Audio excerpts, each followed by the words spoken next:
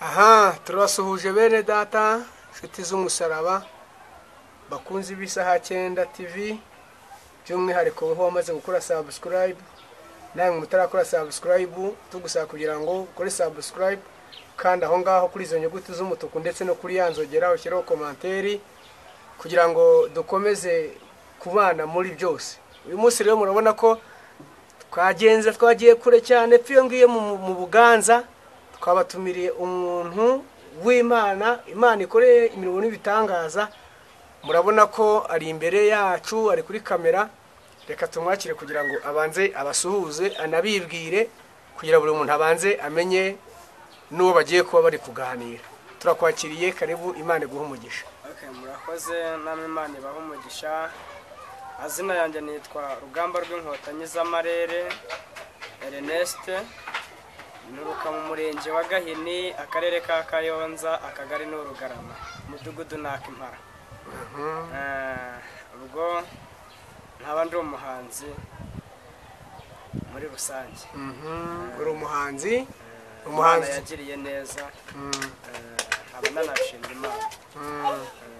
Yakoze cyane, uri umuhanzi uhanga indirimbo z'Imana cyane indirimbo zose uko mwuka kuyoboye. Mbere na mbere Imana hagakurikiraho igihugu cyakubyaye. Mpanga indirimbo z'Imana zaririmbiwe Imana, nkahanga n'indirimbo z'igihugu. Ni muri ubwo buryo nabikoze kugira ngo Imana yanjye yampaye impano nyikorere nindangiza nkorere n'igihugu cyambyaye muri rusange.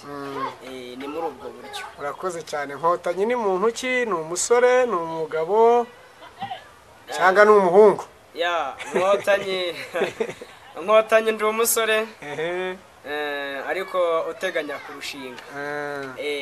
Ufite fiance? Ufite fiance. Aha, uzadutumira? Nzabatumira rwose kugira ngo natwe tuzabutahe. Ni ukuri. Urakoze cyane.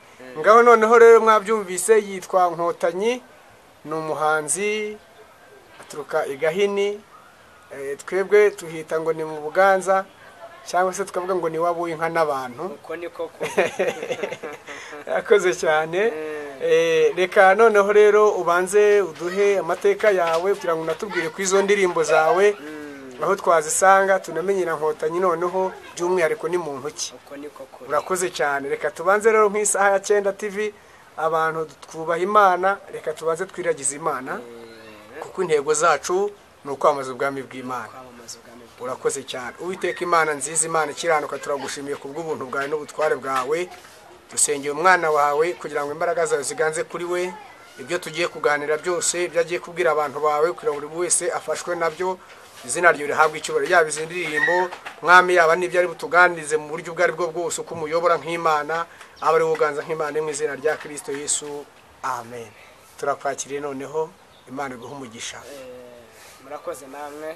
Nkuko nababwiye ngo amazina yanjye nitwa Rugamba rw'Inkotanyi z'Amarere Ernest.